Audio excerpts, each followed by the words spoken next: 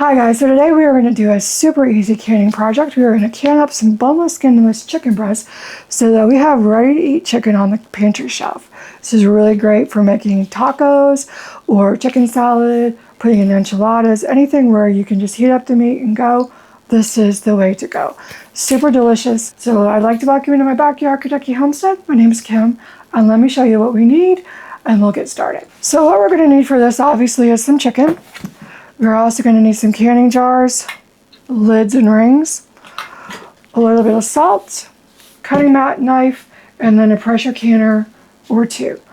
Now I got the second one because I really like this. This is a Presto digital canner. It's not an Instant Pot. You cannot use Instant Pot to can, and it just won't work. You can boil bath can, half pint and pint size jars in this. You can pressure can half pint, pint, and quart jars. You cannot boil bath can quart size jars in this, but with boil bath canning, that just requires any large pot. You could just do that with any pot you have in your kitchen. But we do absolutely need to pressure can this in order for it to get hot enough to make sure that the chicken is safe to eat and shelf stable. So what I'm going to do is go by the National Food Preservation's website with regards to how to prepare this and can this. And I've chosen to go with the raw pack method. That means we can just take the chicken out of the package, cut it up into 1-inch pieces, and then we are going to just put it into the jar. It is so simple. There's no prep work, there's no cooking. You do want to take probably as much of the fat out as you can, but what we're looking for is about 1-inch pieces or so, and then we are just going to fill up the jar.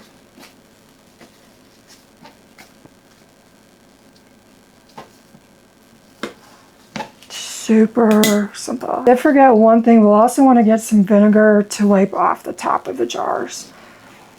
With the fat in the meat, it can cause, if it gets on the rim of the jar, it can actually cause it to fail, the seal to fail. So that's what we're going for, just about 1-inch pieces, and we're going to just keep popping it in there. And what will happen is while it's pressure canning is that it will actually go ahead and cook. So we're not going to add any liquid. We are going to add a little bit of salt.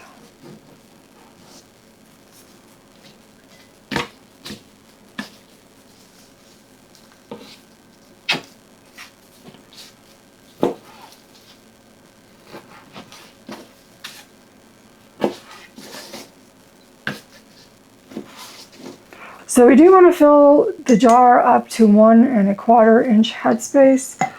So a 1-inch headspace is where the bottom of that is, so we need to go just a little bit lower than that because this only goes up to 1 inch.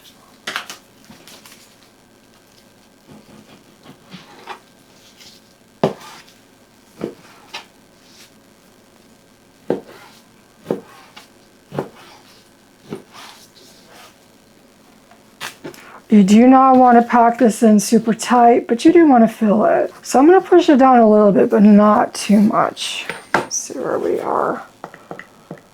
I'm going to do just a little bit more because we're close to that 1 1/4 inch headspace.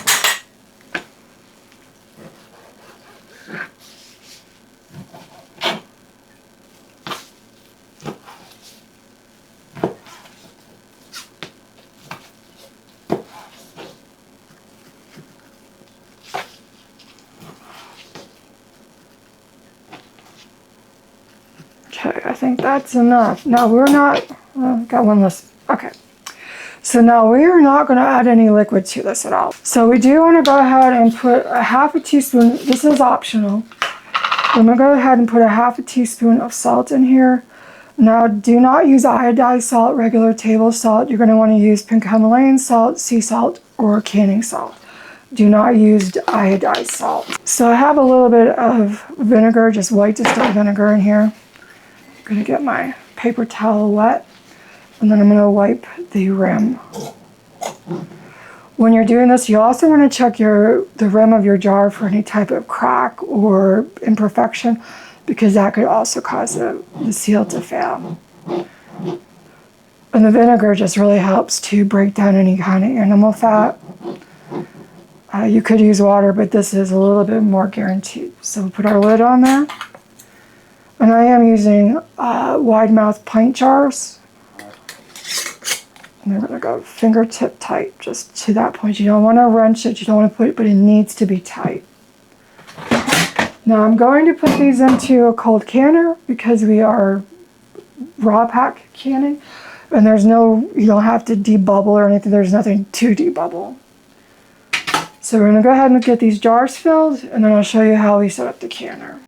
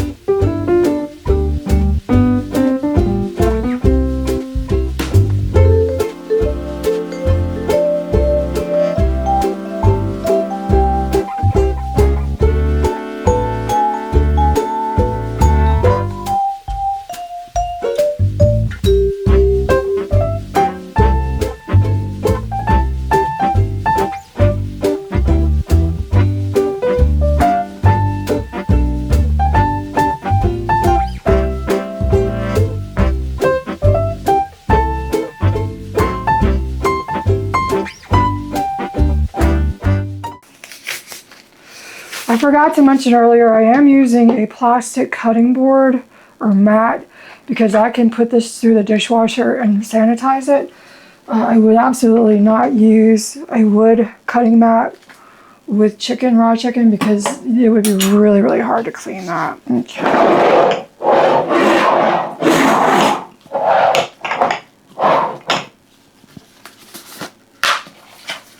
So we're going to put a half a teaspoon of salt into each one.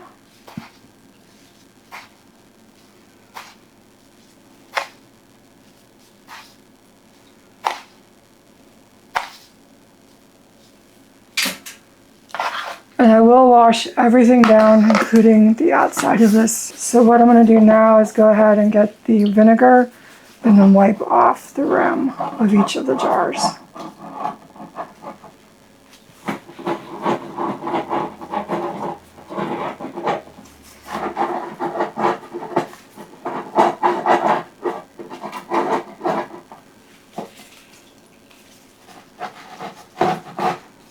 And you know what? Those are really too low. I'm going to change this. I'm just going to have a little bit extra.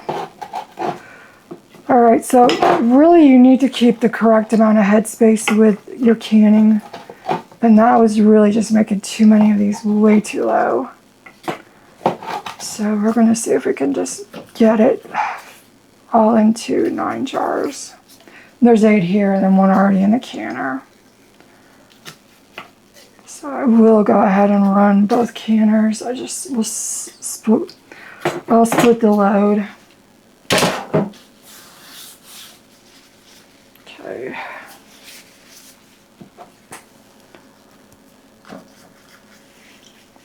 That should work.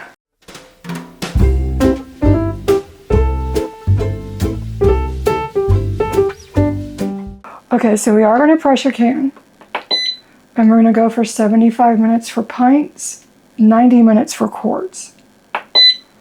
So if we were going to do a normal, and this tells me now to insert my jars now. With hot pack method, I would put empty jars in here with water, let those heat up, then I would fill them. Where we are doing raw pack method, we want to go ahead and get the jars in cold. And you see there's a little line here, hopefully you guys can see it. But right here, there's a little line. I need to have my water level to that point for pressure canning, but I don't, it can be a little higher than that, but we do not want to go over the neck of the jar or the shoulder of the jar. It's a little harder to tell with the wide mouth, but we don't want to go over where the rings start. Because with that, it would, boil bath canning, you would put the water above it, but this one, it needs to be below it.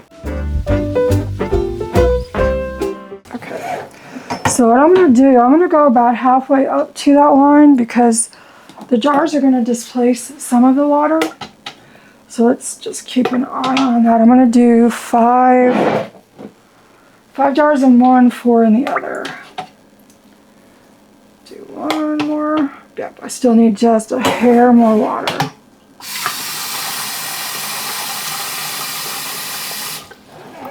Okay, that should do it. So we're still way down below where the rim of the jar is. Now, one thing you can also do is put a splash of vinegar into the water. This will help, especially if you have hard water, it'll help reduce the amount of staining on your jars and lids especially.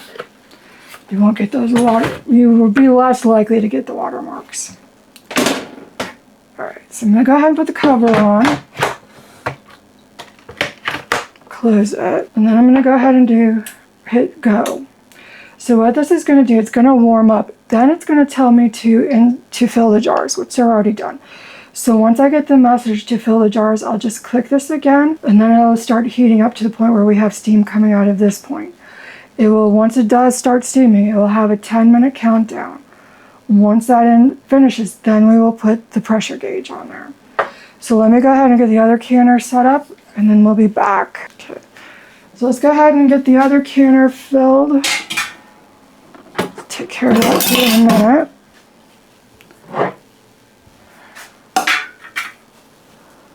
Then we're going to do the very same thing. I'm going to tell it to pressure can for 75 minutes.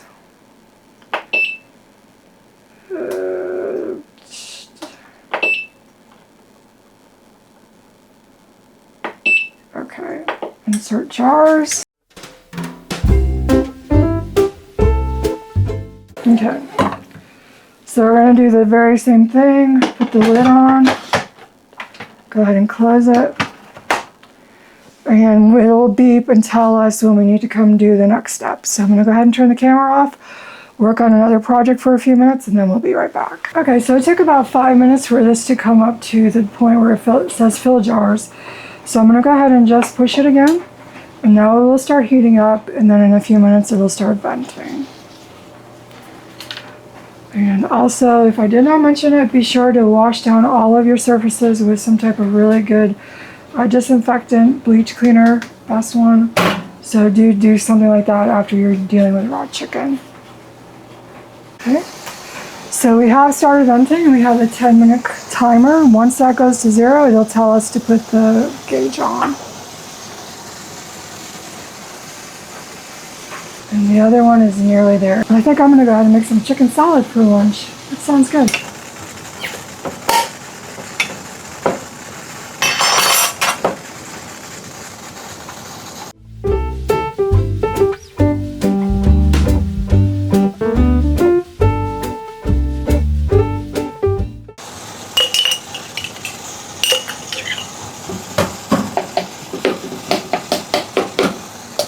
So there we have our chicken that we'd previously canned up. This isn't from today, this is from a while back. That's good. Going to go ahead.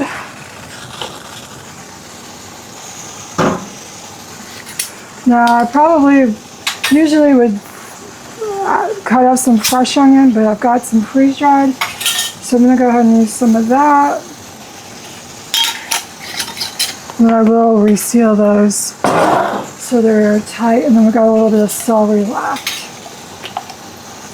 So I'll probably just empty that one. And just a little bit of mayo, and I put some of the juice, which is what these will do as well. They will create, the juice will come from inside the chicken itself. And that was the broth that was in that can. So I put a little bit of that at the bottom of this, so that I didn't have to use as much mayonnaise.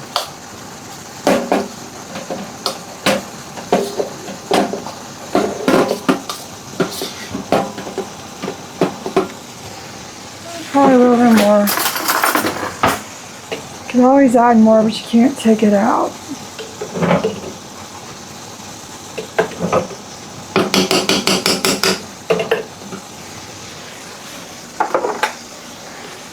Also want to add some pepper.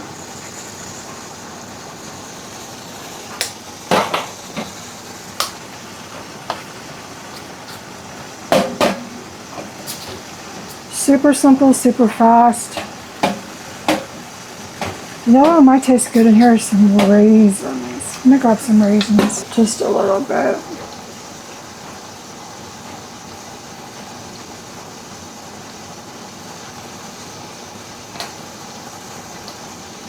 Good.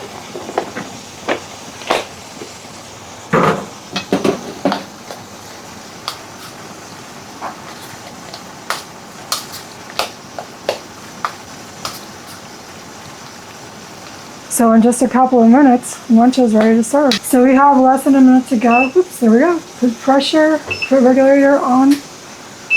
So we're going to do that. And then it will keep beeping until we tell her we did it. Maybe.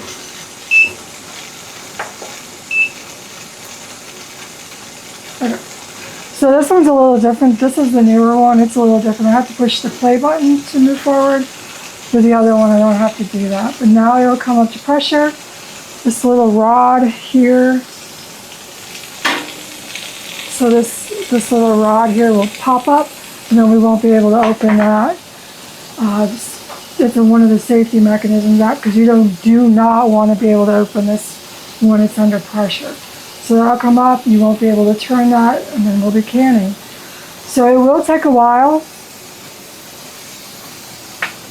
This one's getting ready to go. So it will take a while for it to come up to full pressure, and once it does, it will take 75 minutes to can, and then it could take anywhere from 30 minutes to an hour even to cool down enough that the pressure rod drops. At that point we can open it, but until that, it's going to be a couple of hours before these are done. That is part of why I got a second canner, just because one, there it goes. So that popped up. So this is why I got the second pressure canner, just because it takes so long when you're pressure canning to get through the entire process. It's not just the 75 minutes or whatever it is that it tells you. There's time to come up to pressure, there's time to can, there's time to cool down, which the cool down time is nearly as long as the pressure. Now with the old one, I've actually got a system similar to an Instant Pot where you have vents and can. So we're going to put this on so that the nose is on can. The newer one doesn't even have that option. You just put it down on the vent.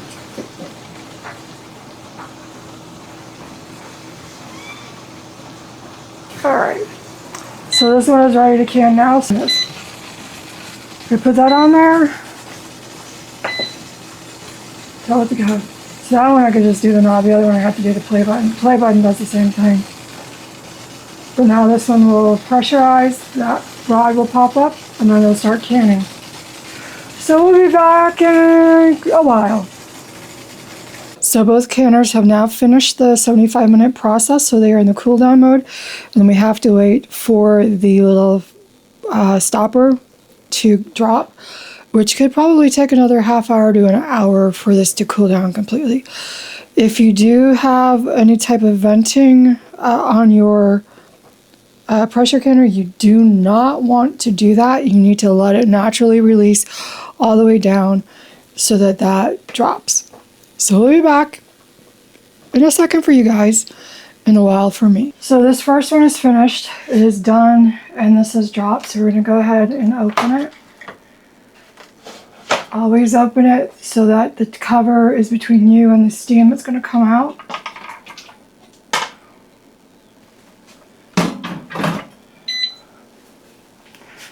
Looks like the other one just finished.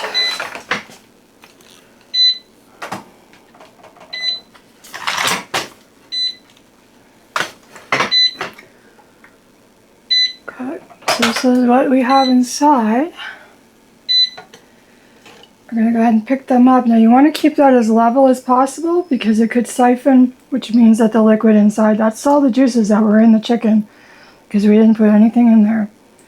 But that juice could siphon between the jar and the lid, which would prevent it from sealing. It is very extremely tempting when you're water bath canning, because these will have a lot of water on top of them, to want to to want to dump that water off, but you want to keep these as level as possible.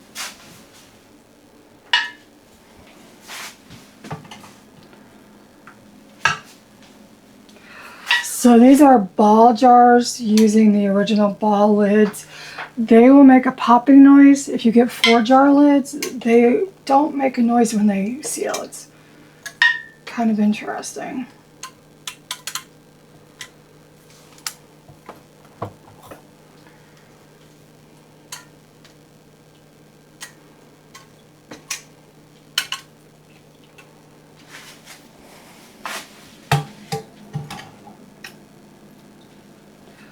You also want to make sure that you're not putting these on a cold surface. So I've got actually 2 layers of towels here, especially if you have any hard stone, quartz, or granite or anything like that. You definitely want to make sure that you are using a towel, because the temperature difference between a cold surface and these really, really hot jars could cause the glass to break.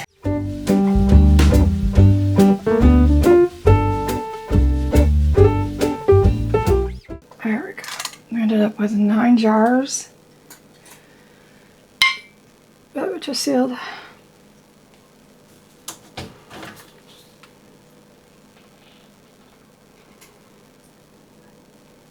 You don't want to touch them.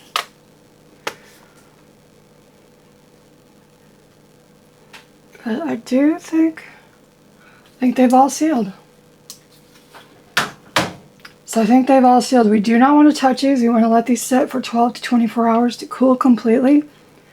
At that point, we'll take the rings off, wash them up, and then put them in the pantry. All right, so next we're gonna go to chicken thighs with the bone in. I've not done this before.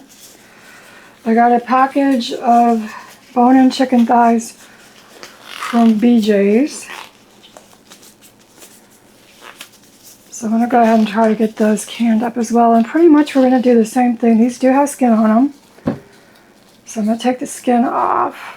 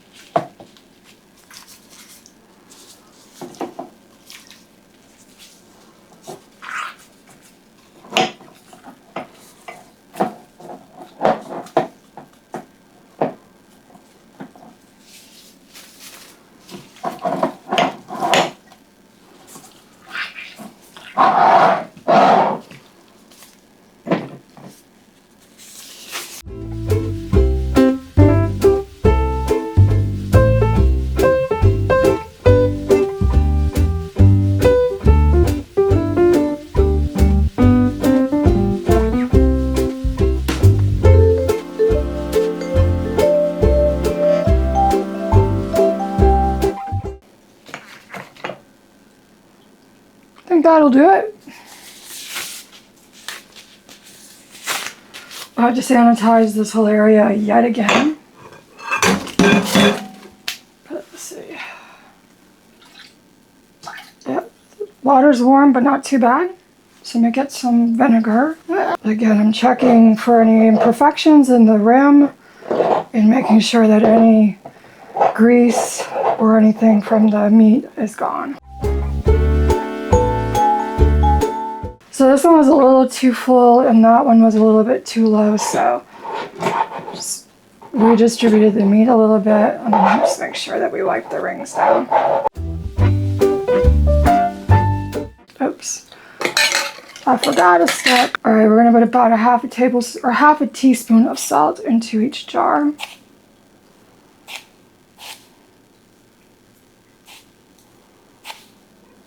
This also is optional.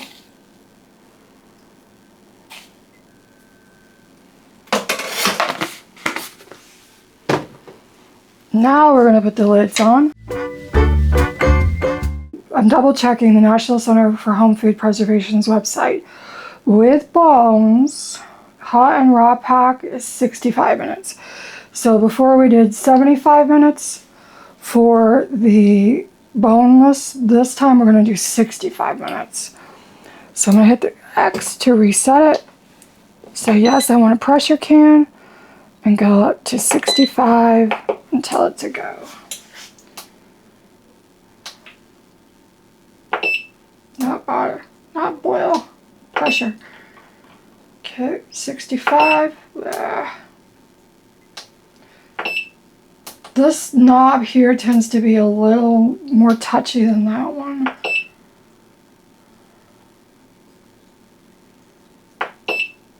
Insert. We're going to fill this up. I think we have 9 again.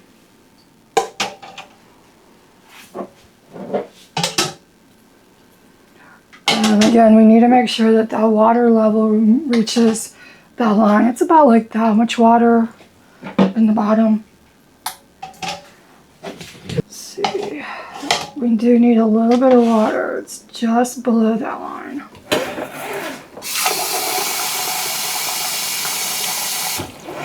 Okay. But with pressure canning, again, you never want the water to come up above the shoulder of the jar.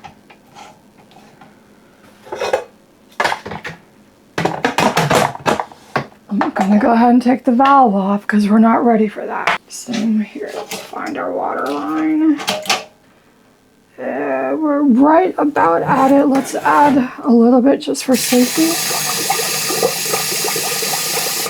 Okay, that should do it. Okay, and then take the pressure gauge off. So we're going to go through the same process as we did before, and then we'll be back.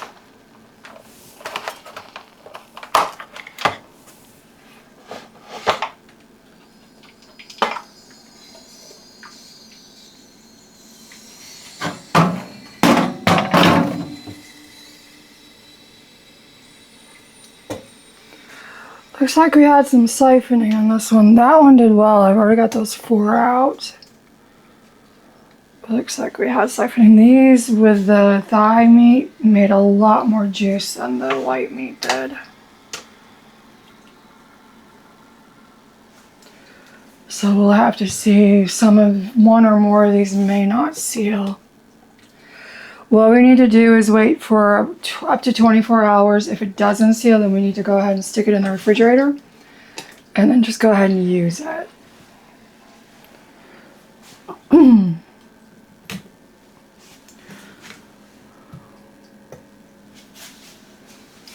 But we do have a lot of cloudy water here, so we had a lot of broth come out.